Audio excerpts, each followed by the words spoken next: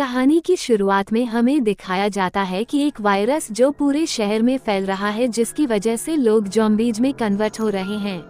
इसके बाद हमें एक घर दिखाया जाता है जिसमें 6 लोग रहते हैं। वो अभी भी ज़ॉम्बीज वायरस से सेफ थे। इन लोगों में टॉम और उसकी वाइफ एलिस, इसके अलावा एक बूढ़ा कपल भी था और उनके बच्चे भी थे। इनके अलावा इनके 2 बच्चे ब्रिटेन में थे, वह भी अभी इस वायरस से सेफ थे। घर में बहुत ज्यादा अंधेरा होता है और ये लोग आपस में बात भी नहीं करते क्योंकि इन लोगों को पता था कि ज़ॉम्बीज को अंधेरे में दिखाई नहीं देता। टॉम की वाइफ सभी के लिए टेबल पर खाना लगाती है और सभी लोग खाना खाने लगते हैं।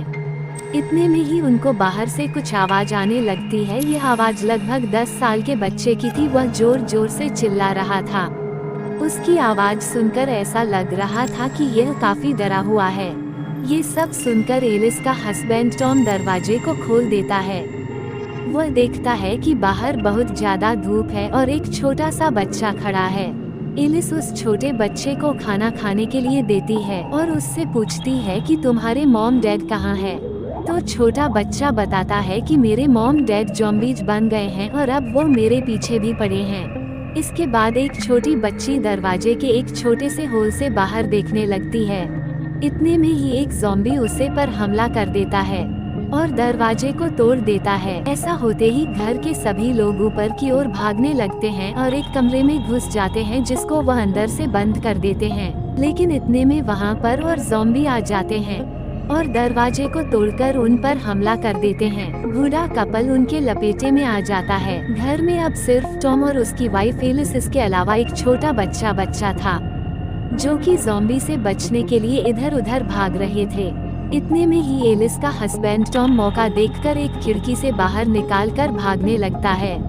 वह अपनी वाइफ को इस घर में छोड़ देता है और खुद वहां से भाग जाता है। टॉम रोते हुए भागने लगता है क्योंकि उसे इस बात का अफसोस होता है कि वह अपनी वाइफ एलिस को नहीं बचा पाया। टॉम आगे ज्यादा एक छोटी सी कश्ती में बैठ जाता है जिसमें इसके अलावा एक आदमी और भी होता है, लेकिन वह आदमी ज़ॉम्बीज की लपेट में आ जाता है और टॉम वहां से अपनी जान बचाकर भाग जाता है। इसके बाद हमें 1 महीने बाद की कहानी दिखाई जाती है जिसमें हमें बताया जाता है कि ज़ॉम्बीज भूखे रहने की वजह से धीरे धीरे मर रहे हैं और अभी शहर पर आर्मी का कब्जा था जो इस पूरी सिचुएशन को कंट्रोल करने की कोशिश कर रहे थे। हमें एक सार्जेंट डोयन दिखाया जाता है जो कि आर्मी की टीम में था। उसको जैसे ही ज़ॉम्बीज दिखते हैं उसको उसे निशाना लगाकर मारना था। ऐसे ही 6 महीने गुजर गए थे। अब ज़ॉम्बीज भी कहीं कहीं पर ही थे। इसके बाद हमें एक डॉक्टर दिखाई जाती है जो कि लोगों की जांच करती है कि कौन इन्फेक्टेड है और कौन नहीं। अब लोग भी आसपास के शहरों से ब्रिटेन शहर में वापस आने लगे थे, जिसमें टॉम के 2 बच्चे भी थे जो ब्रिटेन में पढ़ाई करते थे। लेकिन अभी भी सभी को से सेफ जोन में ही रहना था, ना कि अपने घरों में, क्योंकि यह सब आर्मी के कंट्रोल में था। इसके बाद जब डॉक्टर एलिस के बच्चों को वापस आते हुए देखती है तो वो घबरा जाती है। वो सोचती है कि इन बच्चों को कैसे बचाया जाएगा। इसके बाद डॉक्टर एलिस के बच्चों का टेस्ट करती है।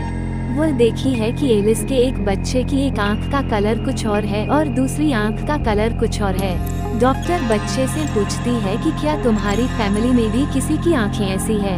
तो बच्चा कहता है हाँ, मेरी माँ की भी आंखें कुछ ऐसी ही है। इस पर वहाँ पर बच्चों का डैड टॉम वहाँ पर आ जाता है।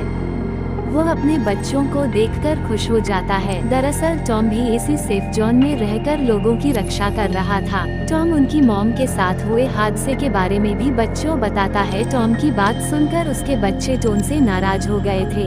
अगले दिन टॉम के बच्चे मौका देखकर से जॉन से भागने लगते हैं क्योंकि वह अपने घर जाना चाहते हैं ताकि वह अपनी मॉम की कोई तस्वीर ले सके। इतने में ही आर्मी को भी पता चल जाता है कि जॉन से 2 बच्चे भाग गए हैं, लेकिन इतने में ही वो बच्चे अपने घर पर थे जहां पर टॉम के एक बच्चे को ऊपर के हिस्से से कुछ आवाज आ रही थी। आवाज को सुनकर ऊपर जाकर देखता है तो वह देखता है कि उसकी मॉम थी, यानी एलिस थी, जिसको टॉम ज़ॉम्बी के दरमियान छोड़कर चला गया था। जैसे ही वह बाहर निकलते हैं तो देखते हैं कि बाहर आर्मी की फौज है जो उनको दोबारा जॉन में लेने आई थी। इसके बाद डॉक्टर एलिस का खून टेस्ट करती है क्योंकि डॉक्टर जानना चाहती थी कि आखिर एलिस इन्फेक्टेड है या नहीं। इस पर डॉक्टर एलिस के हाथ पर ज़ॉम्बी के काटने का निशान देखी है। लेकिन एलिस ज़ॉम्बी में कन्वर्ट नहीं होती क्योंकि उसकी इम्यूनिटी इतनी मजबूत और पावरफुल थी कि उस पर ज़ॉम्बीज के काटने का असर नहीं हुआ। यही कारण था कि एलिस अभी तक ज़ॉम्बिस में कन्वर्ट नहीं हुई थी। लेकिन उसके खून या किसी दूसरी वजह से लोग इन्फेक्टेड हो सकते थे, यानी कोई भी शख्स अगर उसके पास रहा तो है ज़ॉम्बी बन सकता है। डॉक्टर की यह बात सुनकर आर्मी जनरल उसे मारने की बात करता है, क्योंकि आर्मी जनरल को डर था कि इसकी वजह से कोई और इन्फेक्टेड न हो जाए। डॉक्टर जनरल को बताती है कि एलिस की इम्यूनिटी बहुत ही पावरफुल और स्ट्रांग है।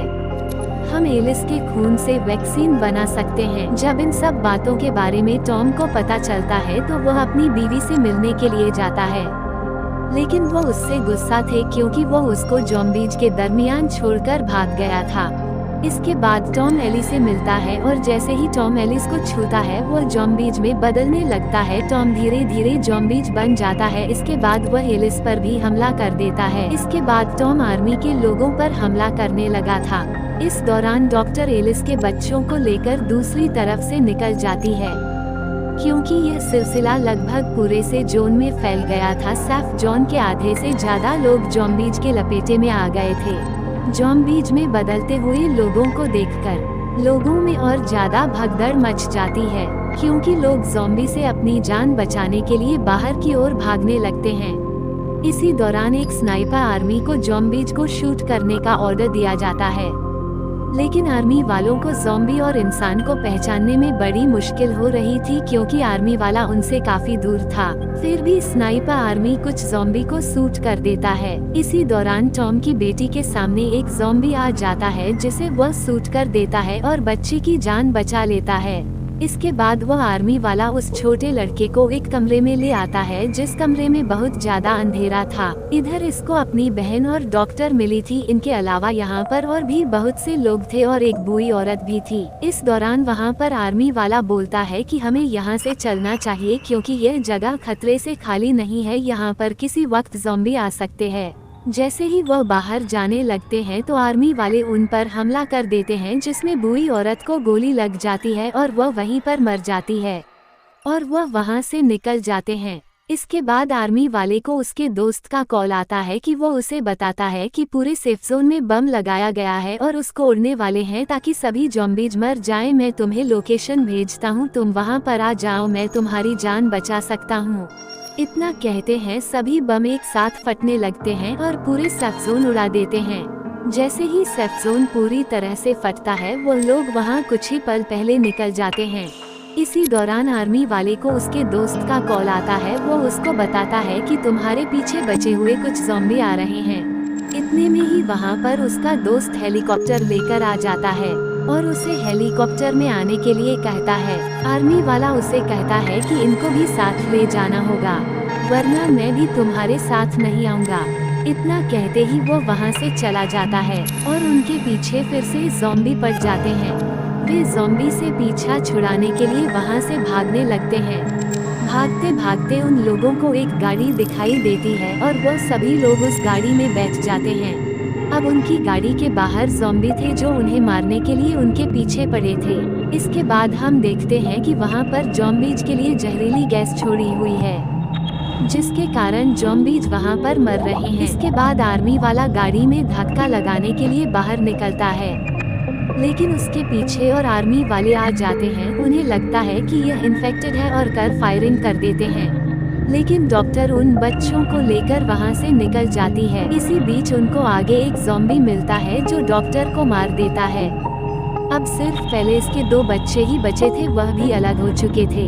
इतने में ही एक ज़ॉम्बी एलिस के एक बच्चे पर हमला कर देता है, लेकिन उस पर ज़ॉम्बीज के काटने का असर नहीं होता, क्योंकि वह भी अपनी मां की ही तरह था। इस पर वहां पर एलिस का दूसरा बच्चा आ जाता है और उस ज़ॉम्बीज को मार देता है। अब सिर्फ वहाँ है 2 बच्चे ही बचे थे। वो दोनों एक स्टेडियम में पहुँच जाते हैं। वहाँ पर वह देखते हैं कि आर्मी वाले को देखते हैं। आर्मी वाला उन पर निशाने लगाने लगता है। वह सोचता है कि यह भी इन्फेक्टेड है, लेकिन उसको पता चल जाता है यह इन्फेक्टेड नहीं है और वो उनको अपने साथ आने के लिए कह देता है। और फिर